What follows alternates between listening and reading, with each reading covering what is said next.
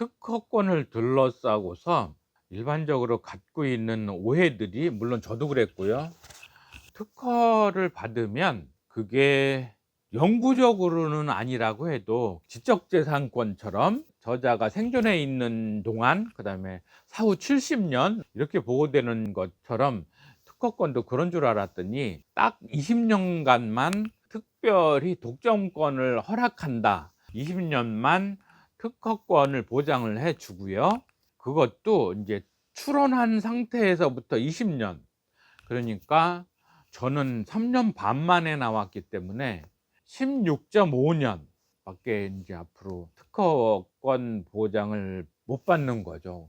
그것도 짧은 시간은 아니지만 또 되게 긴 시간도 아니잖아요. 뭐 16년 뭐 금세 가는 거죠.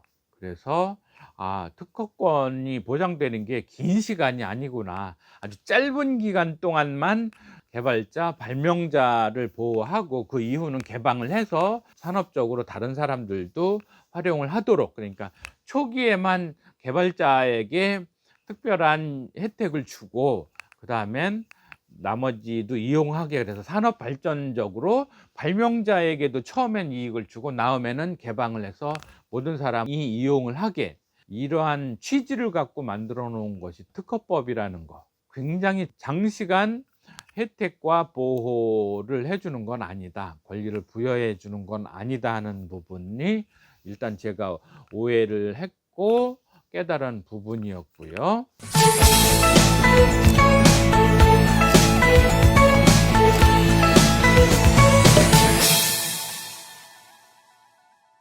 반갑습니다. 책부자 지혜소원 가족 여러분. 이번 시간에는 특허에 의해 윤선희 특허 전문가님이 저술한 특허에 의해라는 책을 가지고서 내용을 리뷰해 보겠습니다. 법문사라는 대학교제 전문 출판사로서 이름이 법문사이듯이 법학 관련 서적 쪽에서 굉장히 잘하는 출판사, 전문 출판사여서 내용이 좀 딱딱하고 이론적, 학술적이지 않을까 하는 생각을 했는데, 그게 단점일 수도 있지만 장점일 수도 있죠. 전문성에서 뛰어나기 때문에. 책을 실제로 다 읽어 보니까 역시 '이름값 하는 출판사다.' 하는 그런 생각을 했습니다.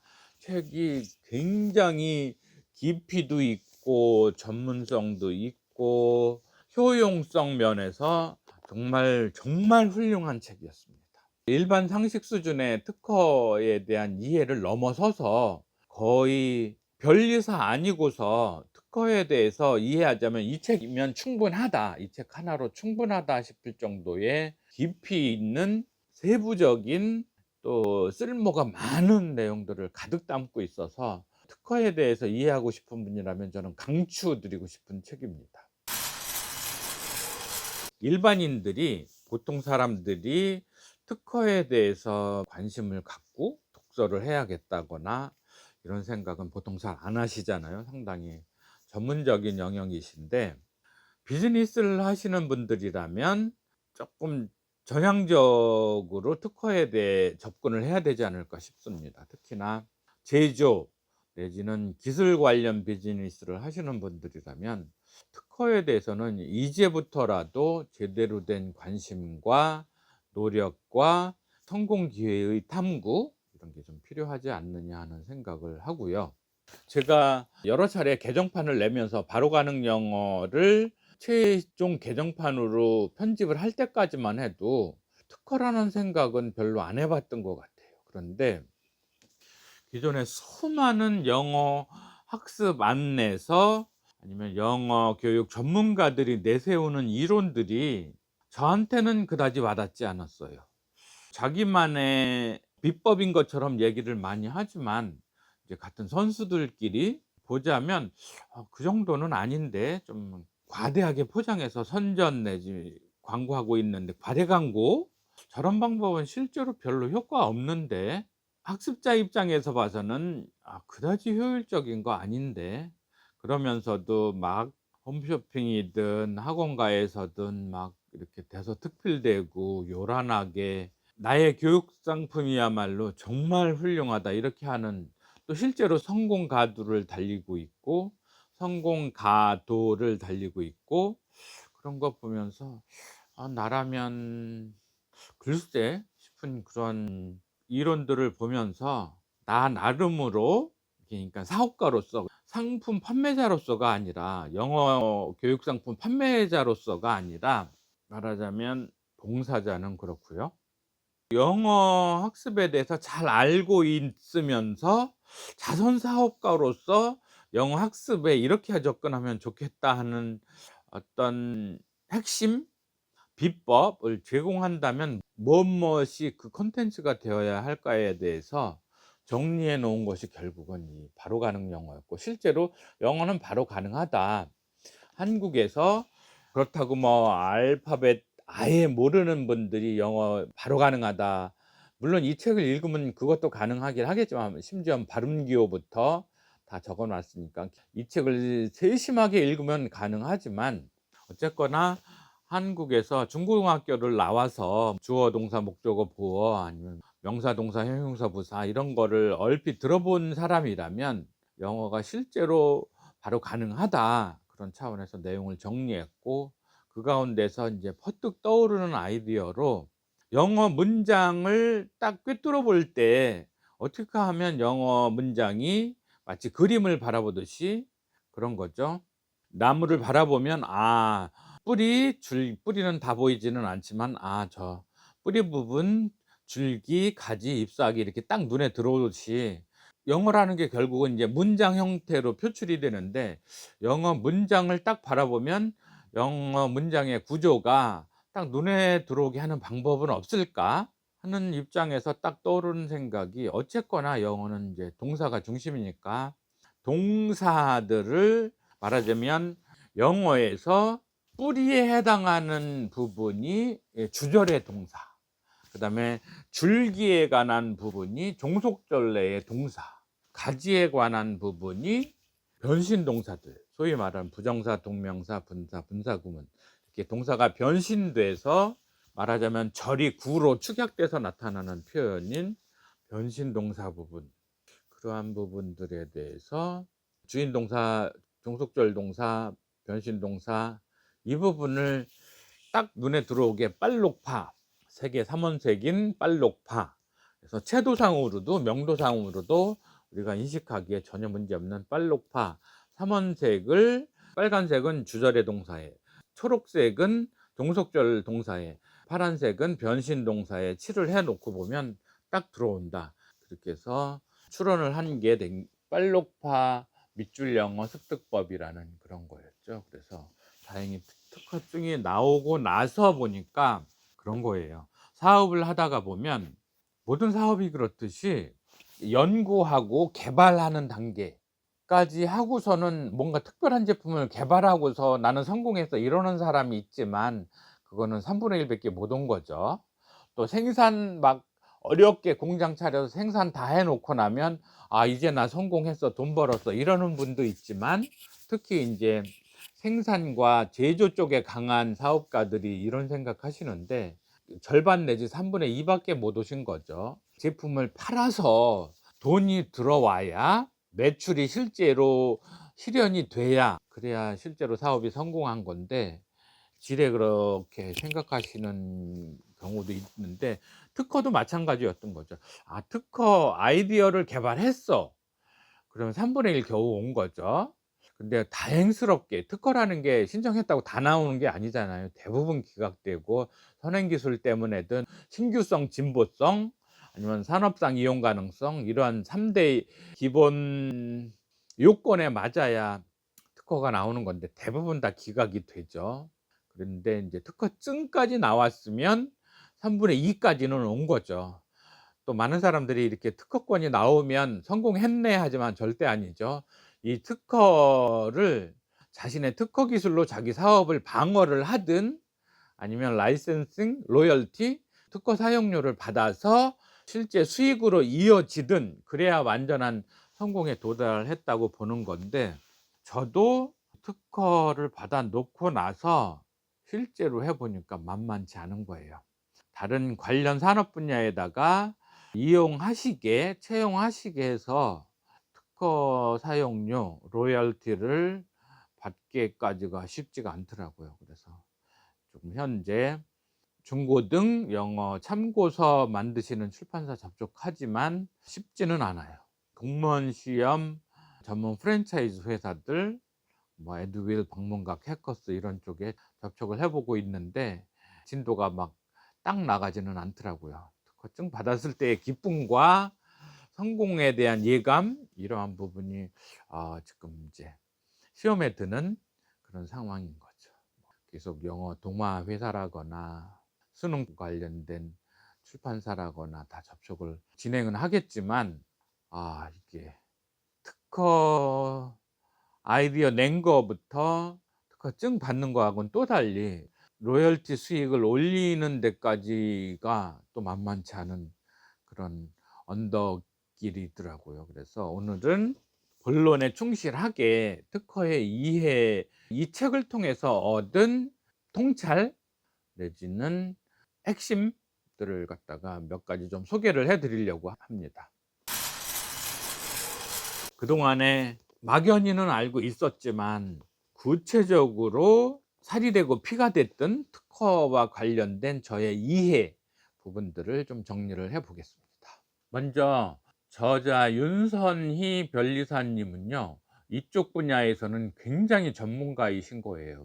변리사 시험 관련된 출제위원, 지적재산권 관련된 각종 단체에 엄청 화려한 경력을 자랑하시고 실제 실력도 지명도도 아니면 영향력도 굉장히 탄탄하신 그러한 분이신 걸 확인할 수가 있고요. 특허에 관심이 있는 분이라면, 특허에 대한 이해가 필요한 분이라면 이 책 하나면 거의 충분하다 싶은 정도로 완성도가 엄청 높은 책이라는 거, 그 부분을 참조로 이해하시면서 보시면 좋을 것 같습니다. 이거 하나면 정말 다 된다 싶은 정도예요. 여담으로 이제 저는 경영학을 전공했기 때문에 법률 내지 법학에 대해서는 깊은 지식이 있는 건 아니지만, 그래도 대학 졸업하고 현대자동차, 삼성자동차 그 10년 정도 근무할 당시에 자동차 관리법과 관련돼서 교통부, 그 당시는 건설교통부였던가요? 지금은 이제 국토교통부 뭐 이렇죠. 그래서 교통부 쪽에서 자동차 관리법의 주무관청이었기 때문에 법률, 대통령령, 부령 이렇게 해서 자동차 관리법 시행령, 시행규칙, 자동차 안전 기준에 관한 규칙 뭐 이렇게 세세하게 법률과 관련된 부분에서 업무를 했었기 때문에도 이제 법 체계에 대해서 낯설지 않은 부분도 있었고, 직전에 공인중개사 자격시험을 준비하느라고 빡세게 또 민법 했었죠.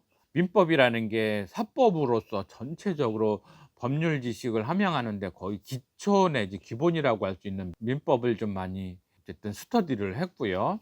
민법 공부가 많이 도움이 된 상황에서 이 특허법을 이해하자니까 그다지 어렵지는 않았어요. 그래서 연륜이 늘어날수록 포괄적으로 전체적으로 나무보단 숲을 보는 그런 이해력도 있어야 되겠고, 그러면서도 또 세부적으로 특허의 세세한 면, 개별 나무들도 심도 있게 보아 나가는 그런 지식이 필요하지 않나 하는 생각은 들고요. 어쨌거나 제가 받은 빨록파 특허 영어의 비즈니스 사업화, 그러니까 로열티 사업화 하는 데에 필요한 지식을 충분히 제공한 책이었다는 점에서 저는 이 책을 만난 것이 굉장히 다행스럽다 이렇게 생각은 하고, 이 윤선희 저자님한테 특별히 감사의 말씀을 전하고 싶기도 합니다. 특허권을 둘러싸고서 일반적으로 갖고 있는 오해들이, 물론 저도 그랬고요. 특허를 받으면 그게 영구적으로는 아니라고 해도 지적재산권처럼 저자가 생존해 있는 동안, 그다음에 사후 70년 이렇게 보호되는 것처럼 특허권도 그런 줄 알았더니 딱 20년간만 특별히 독점권을 허락한다. 딱 20년만 특허권을 보장을 해 주고요. 그것도 이제 출원한 상태에서부터 20년, 그러니까 저는 3년 반 만에 나왔기 때문에 16.5년 밖에 이제 앞으로 특허권 보장을 못 받는 거죠. 그것도 짧은 시간은 아니지만 또 되게 긴 시간도 아니잖아요. 뭐 16년 뭐 금세 가는 거죠.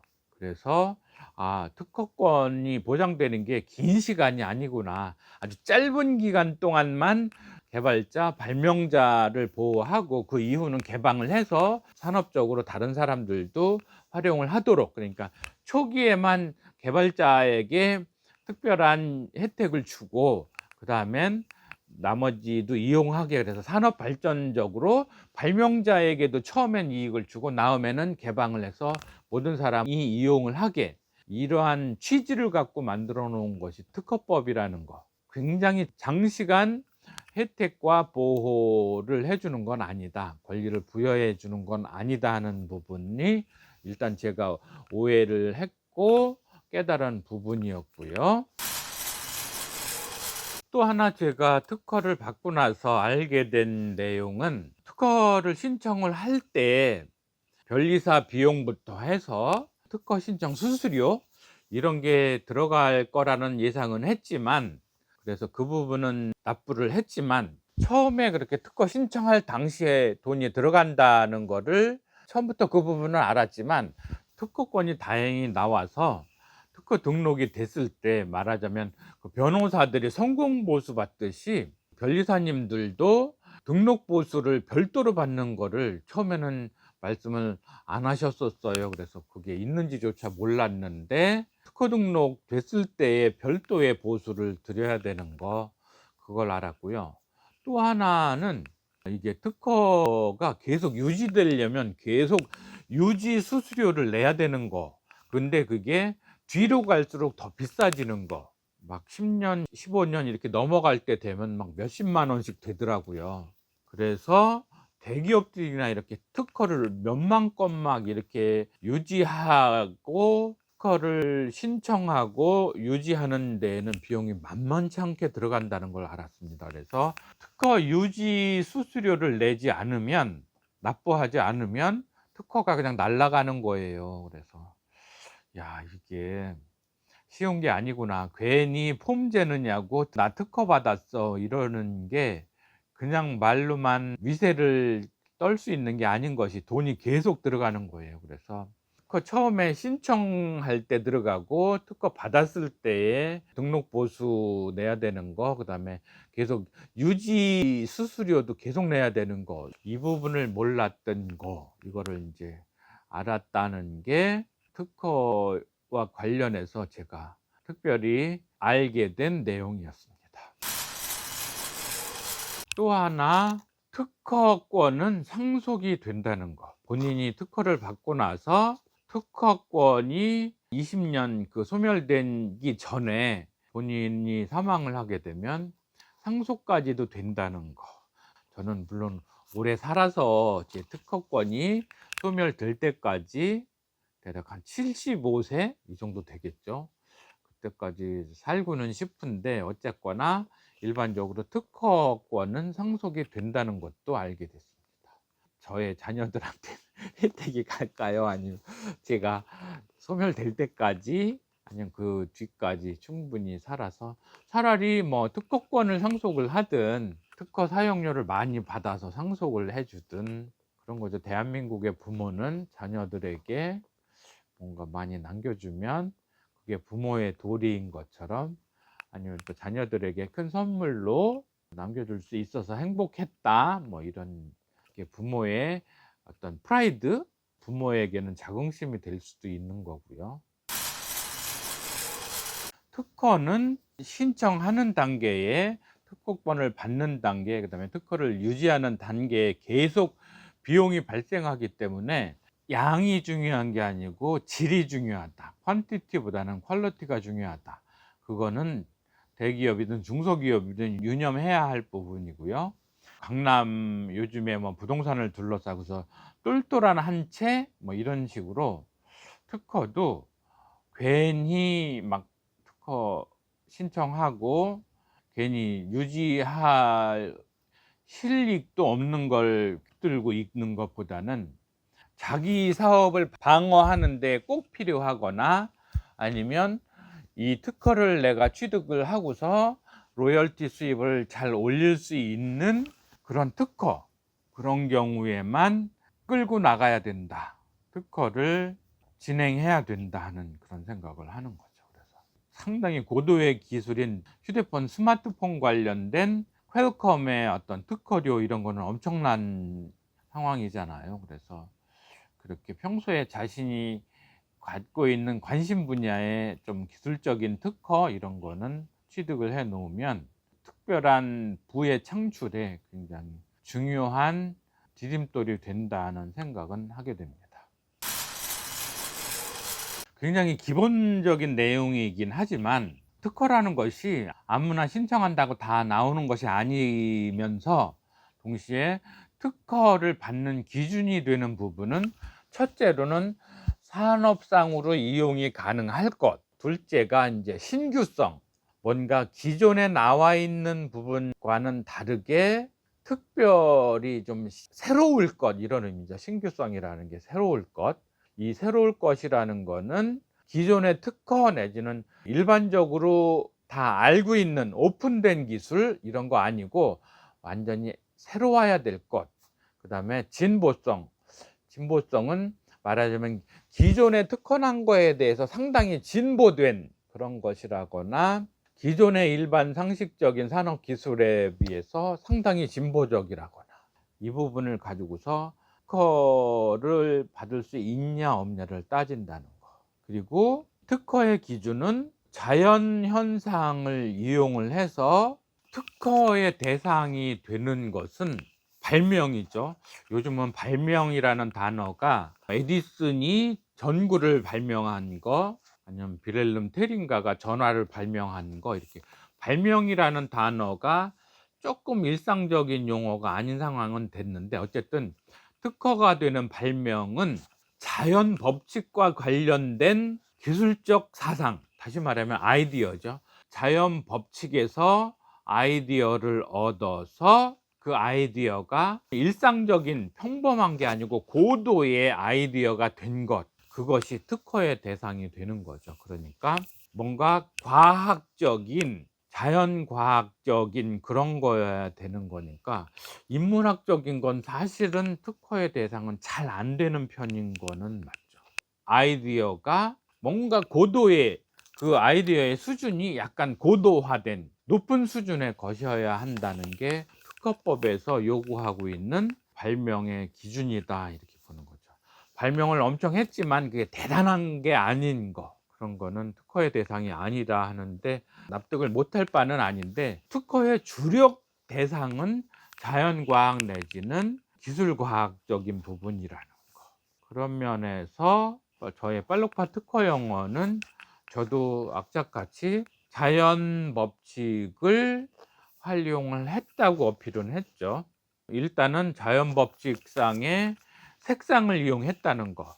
말하자면 흑백 텔레비전과 컬러 텔레비전의 차이는 색상의 구현이 단색이냐 화려하게 컬러 색상이냐, 이 컬러를 흑백에서 컬러로 가는 그 상황에서 컬러를 우리말로 옮기기가 딱히 마땅치가 않아요. 컬러라는 단어를 어쨌거나 흑백을 컬러로 변화시킨다는 거, 그렇게 색상이라는 자연 현상을 활용을 해서 인쇄 기술 내지는 인간의 시인성을 색상을 통해서 단색에서 컬러 원색을 가지고서 문법 기능과 매치시켜서 문법적인 구조를 색상을 통해서 인식해낸다는 그런 차원에서의 특허 기술이었던 거죠. 자화자찬이지만 특허를 둘러싼 저의 그 해안이었다는 그런 생각은 합니다.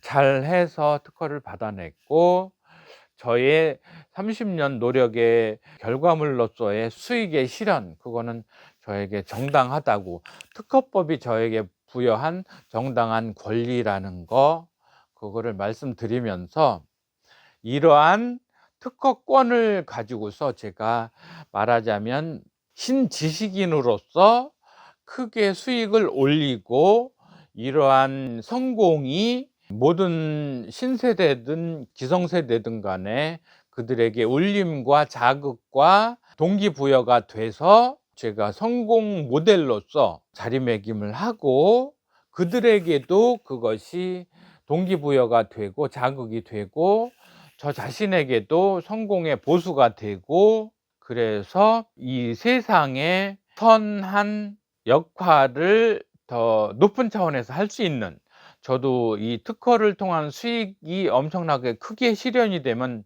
그것으로 만족하지 않겠죠. 이 수익을 통해서 사회에 어떻게 환원할지 계속 노력하고 고심하면서, 그것이 정치적 능력으로든 아니면 사회 문화적인 능력으로든 아니면 이웃사랑의 실천으로든 그렇게 저도 사회에 기여할 것임을 천명하면서 오늘의 콘텐츠는 이것으로 마무리를 하겠습니다. 수고하셨습니다.